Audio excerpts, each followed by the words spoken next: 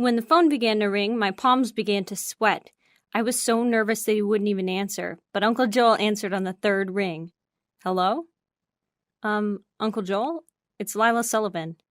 Lila, is everything okay? Is your dad all right? Joel sounded worried, and I think that was the moment I just knew he would help. I began to explain.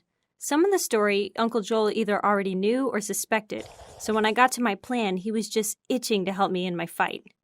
It's not impossible, he said. In fact, it probably wouldn't be that hard to get you running under a shell company. Just be careful, Lila. That Nadine woman, I don't know what kind of spell she casts on your dad, but he hasn't been himself in years.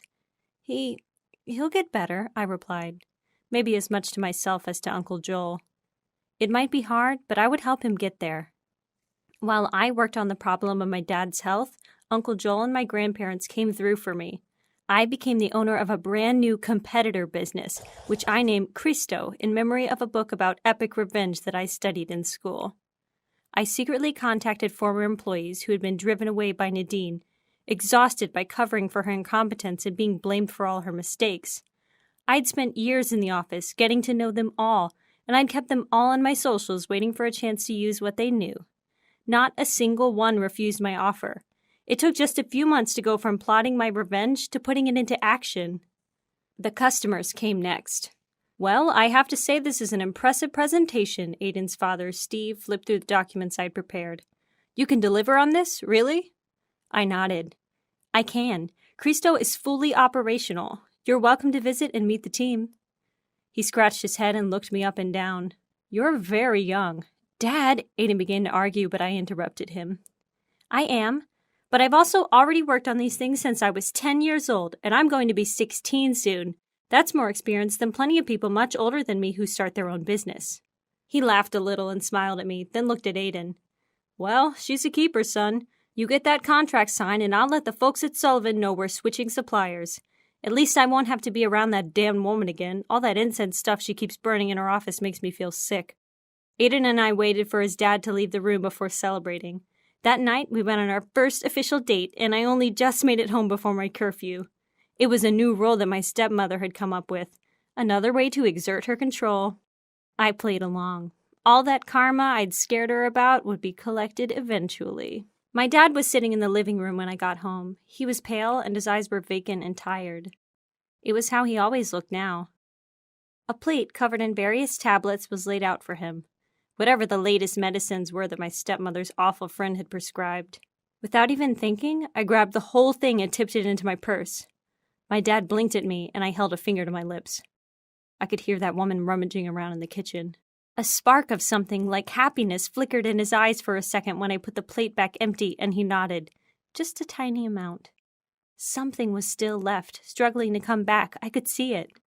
I shouted that I was going to do homework and ran up to my room. When I tipped the pills out onto my desk, they all looked really different. I had to do a little internet sleuthing to identify them all and discovered that it was a pretty awful cocktail of various medicines. A couple of them couldn't be immediately stopped without problems either. Rather than doing my calculus homework, that night I spent awake and researching ways to wean my dad free without my stepmother discovering what was going on. At least one of the tablets could be replaced with sugar pills that were identical, but I would have to be creative for the others. Total replacement wasn't a bad idea. It was unlikely that my stepmother would notice a difference between a small white tablet with a cross and a small white tablet with a line, so long as the entire bottle was switched. But for the tablets that couldn't be stopped cold turkey, I had to rely on the kindness of the internet strangers to offer up a plan. I could mix placebos with the real thing. By adding more of the harmless tablets, over time my dad would become less exposed. I just had to put in some effort to find an identical tablet. I arranged the deliveries to arrive at my new office, Cristo, and when everything arrived a week later, I came back from school early and raided the medicine cabinet. Nadine never noticed at all, and that night I watched my dad take a set of bakes and I felt so happy that I ran to call Aiden. Still, it took months for my dad to start looking and acting more like himself. It was only luck that I noticed before Nadine did. I came home one day, and rather than being slumped in a chair in the living room, my dad was in the kitchen, whistling while he made himself coffee. "Dad?" I asked, worried. He turned around, and it was like he was back. He grinned and picked me up and spun me around like he had when I was a little kid. "Lila, I feel so good today, sweetheart," he said. "I just don't understand it." I laughed and hugged him. Finally, I could talk to him about what had been happening. To him, to me, to the Sullivan business. At first, I think he was kind of horrified, mostly with himself. He kept telling me how sorry he was that things had gotten so bad. That's when I told him the rest and took him to visit Cristo. "This is incredible," he said when he saw my office and saw the team at work. "And she doesn't know?"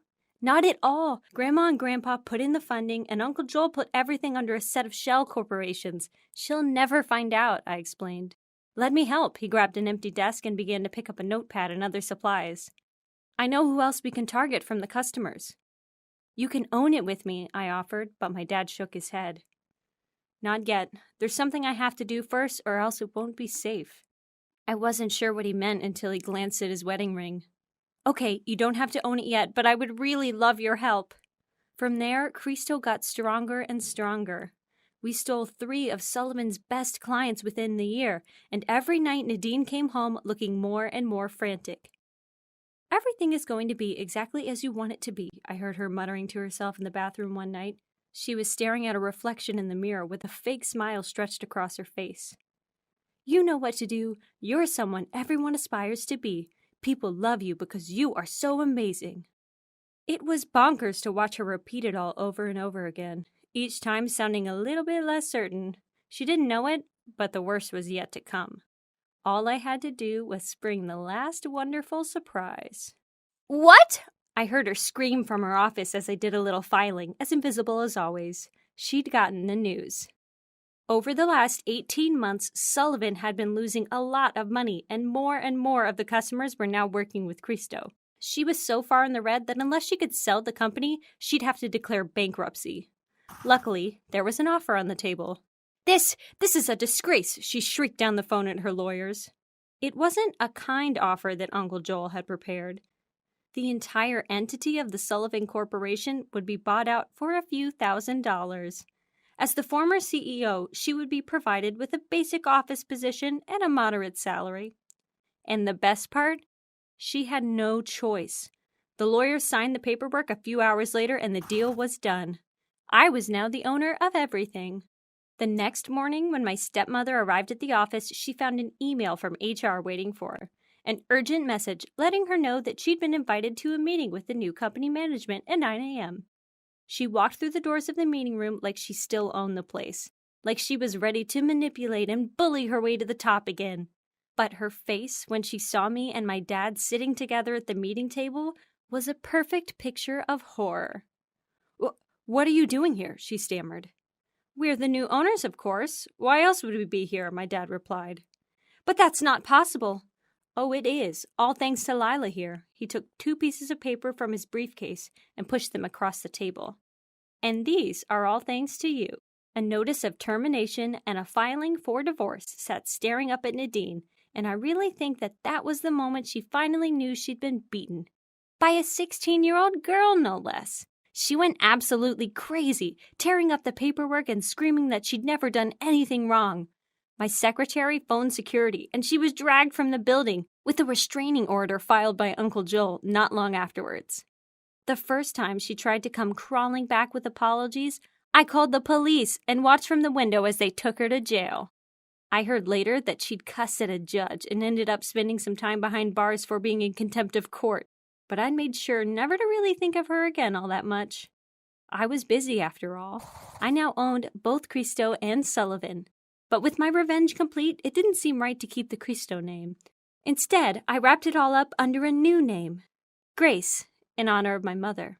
It made my dad much happier, too, although he swore off dating and decided to spend more time reconnecting with old friends he lost during his marriage to Nadine.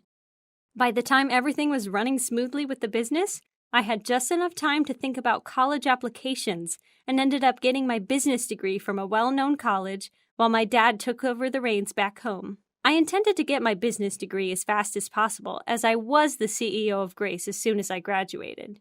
As for Aiden and I, let's just say we're still made for each other.